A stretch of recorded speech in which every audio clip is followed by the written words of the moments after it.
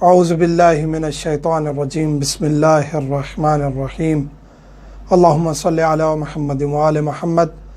مومنین کرام، فقہی مسائل کے عنوان سے ہم حاضر خدمت ہیں۔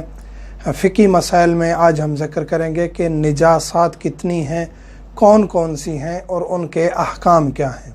نجاسات کی تعداد 10 ہے، وہ یہ ہیں: پیشاب نجس ہے، پاخانہ نجس ہے۔ یہ انشاءاللہ ڈیٹیل آئے گی، ہر ایک کے بارے میں تفصیل انشاءاللہ ذکر کریں گے۔ پیشاب نجس ہے، پاخانہ نجس ہے، منی نجس ہے، مردار یعنی ڈیڈ باڈی یہ بھی نجس ہے، خون بھی نجس ہے، کتا نجس ہے، سور نجس ہے، وہ شراب جو جو سے بنائی جاتی ہے، آب جو الگ ہے، لیکن وہ شراب جو جو سے تیار کی جاتی ہے، آب جو یعنی کہ آب شعیر جو ہے وہ آپ پی سکتے ہیں، جیسے کہ ایران میں اکثر وہ اویلیبل ہوتا ہے، دکانوں پہ پیا جاتا ہے۔ اسی طرح آپ جو کا پانی پی سکتے ہیں، لیکن ایک خاص شراب بنتی ہے جو سے، وہ نجس بھی ہے اور اس کا پینا بھی حرام ہے۔ اسی طرح کافر نجس ہے، کافر کی کتنی قسمیں ہیں، یہ ہر چیز انشاءاللہ ہم ڈیٹیل سے بتائیں گے کہ کافر کون ہے اور کافر کی اقسام کتنی ہیں اور کافر نجس ہے تو کس طرح ہے۔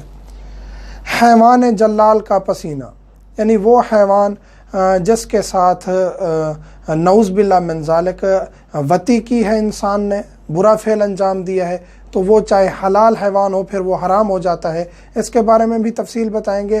یا وہ حیوان جو مسلسل انسان کا فضلہ کھاتا رہتا ہے، پاخانہ کھاتا رہتا ہے، تو وہ ایک ٹائم کے بعد وہ نجس ہو جاتا ہے اور اس کا پسینہ بھی نجس ہوتا ہے، پھر اس کو پاک کرنے کا البتہ طریقہ موجود ہے۔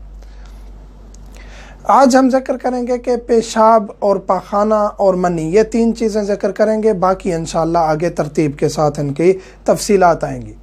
پیشاب اور پاخانہ ہر انسان کا نجس ہے، ہر انسان کا پیشاب، پاخانہ اور منی نجس ہے۔ پیشاب، پاخانہ، منی یہ ہر انسان کا نجس ہے۔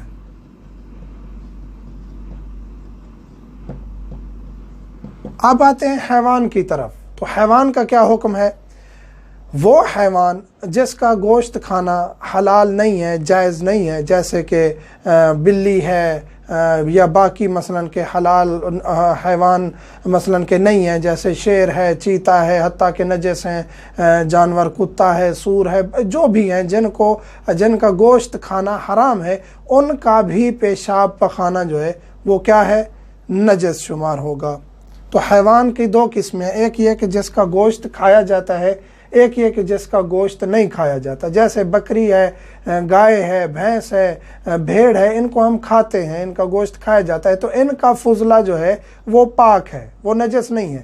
جیسے آپ گائے کے ساتھ کھڑے ہیں، بھینس کے ساتھ کھڑے ہیں، بکری کے ساتھ، اور اس نے پیشاب کر دیا ہے یا اس نے فضلہ نکالا ہے، آپ نے ہاتھ لگا لیا ہے، کپڑوں کو لگ گیا ہے، تو وہ پاک شمار ہوگا، اس کو دھونے کی یا اس کو دھو کے نماز پڑھنے کی ضرورت نہیں ہے۔ آپ مثلاً کام کرتے ہیں جانوروں کے ساتھ، تو آپ اسی حالت میں آپ یعنی کہ اگر آپ کو پتہ ہے کہ حیوان کا پیشاب لگا ہوا ہے تو آپ کے کپڑے پاک شمار ہوں گے، آپ کے ہاتھوں کو لگا تھا تو آپ کے ہاتھ بھی پاک شمار ہوں گے۔ یہ نہیں ہے کہ وہ نجس ہے اس کو دھونا ضروری ہے، ایسا نہیں ہے۔ تو پیشاب پخانہ نجس ہے، منی بھی نجس ہے، البتہ منی ہر جانور کی بھی اور ہر انسان کی بھی نجس ہے، چاہے منی وہ اس جانور کی بھی ہو جس کا ہم گوشت کھاتے ہیں، حلال جانور کی، منی ہر صورت میں نجس ہے۔ پیشاب پخانے میں فرق ہے، پیشاب پخانہ انسان کا نجس ہے اور اس جانور کا نجس ہے جس کا گوشت نہیں کھایا جاتا، جس کا گوشت کھانا حرام ہے۔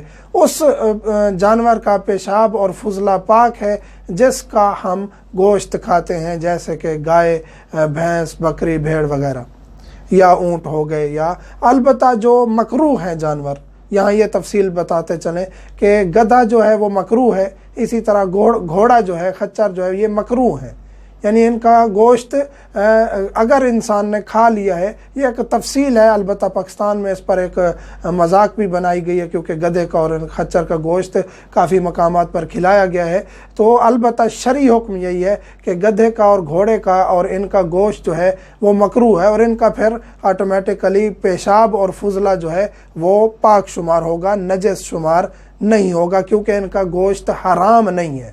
مکروہ ہے کیونکہ ان کے سائیڈ ایفیکٹس ہیں اور باقی جو چیزیں ہیں وہ سائنس بھی تحقیق کر چکی ہے، اور شریعت جن چیزوں کو مکروہ قرار دیتی ہے حتماً ان میں انسان کے لیے سائیڈ ایفیکٹس ہوتے ہیں یا کوئی نہ کوئی اس کا روحانی وضعی اثر ضرور ہوتا ہے۔ تو گھوڑے کا بھی اور گدھے کا بھی ان کی جو نسلیں ہیں ان کا پیشاب اور ان کا فضلہ جو ہے وہ نجس شمار نہیں ہوگا۔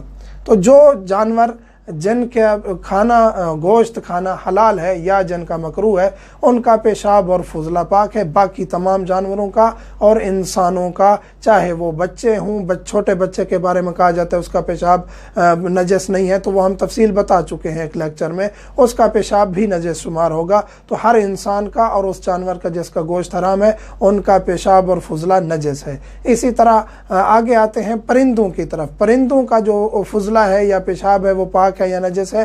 پرندہ چاہے حلال ہو یا حرام، یعنی وہ پرندہ جس کو ہم کھا سکتے ہیں، اس کا گوشت کھا سکتے ہیں، یا وہ پرندہ جو حرام ہے، ان دونوں کی بیٹھ جو ہے، فضلہ جو ہے اور پیشاب جو ہے وہ پاک شمار ہوگا، نجس نہیں ہوگا۔ آپ جا رہے ہیں راستے پہ، آپ کو پتہ چلا ہے کہ پرندے نے کچھ ڈالا ہے اپنے فضلے سے، تو آپ اس کو ٹیشو سے کسی چیز سے صاف کر دیں، دھونے کی ضرورت نہیں ہے۔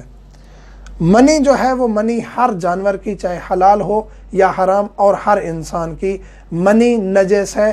اور نجاست سے کیا مراد ہے؟ یعنی جس جگہ پہ نجاست لگی ہے فقط وہی جگہ دھو لیں۔ کپڑوں کے پہ لگی ہے، خون لگا ہے، کوئی چیز نجاست لگی ہے، فقط وہی جگہ دھونے سے آپ کی وہی جگہ پاک ہو جائے گی۔ آپ کو پھر سارا جسم دھونے کی یا یہ ایسا کوئی سارے کپڑے دھونے کی ایسا کرنے کی ضرورت نہیں ہے۔ تو جہاں نجاست لگی ہے، یہاں خون لگا ہے تو یہی جگہ دھو لیں، پاک ہے۔ یہاں کپڑوں پہ پیشاب لگا ہے، یہی جگہ دھو لیں، پاک ہے۔ بچے کو اٹھایا ہوا ہے، اس نے پیشاب کر دیا تو یہ جگہ دھو لیں جہاں اس نے کیا ہے۔ اگر باقی جگہ پیشاب نہیں لگا، اس جگہ کو دھو کے آپ پاک شمار کر سکتے ہیں اور انہی کپڑوں میں آپ نماز بھی پڑھ سکتے ہیں۔ تو یہ احکام ہیں جن میں ہم ذکر کر چکے ہیں کہ بچے کے بارے میں تو ہم تفصیلاً بتا چکے ہیں، اور یہ بھی ہم تفصیل سے بتا چکے ہیں کہ پرندوں کے اور جانوروں کے فضلے کے بارے میں بھی ایک لیکچر میں ہم بتا چکے ہیں۔ لیکن آج یہی ٹاپک تھا کہ پیشاب، پخانہ اور منی، تو اس میں ہم تفصیل بتا چکے ہیں۔ مومنین کے جو بھی سوالات ہوں، یوٹیوب چینل شیعہ ٹاکس عزاداری ہمارا، اس پہ آپ کمنٹس کریں، انشاءاللہ ہم جواب دیں گے۔ واٹس ایپ پہ ہم انتہائی معذرت چاہتے ہیں، اتنا زیادہ لوڈ ہو گیا ہے کہ ہم واٹس ایپ پر آپ جواب نہیں دے پا رہے۔ تو واٹس ایپ فقط اور فقط پرسنل ایشوز، وہ شرعی ایشوز، جو وہ اسلامی ایشوز جو آپ واٹس ایپ پہ شیئر کرنا ضروری سمجھتے ہیں، یوٹیوب پہ آپ اپنا پرسنل میٹر شیئر نہیں کر سکتے، اور وہ میٹر جو آپ کا اسلامی روح سے ہے، شرعی روح سے ہے۔ باقی آپ کا جو بھی پرسنل میٹر ہے وہ پلیز آپ شیئر نہ کریں۔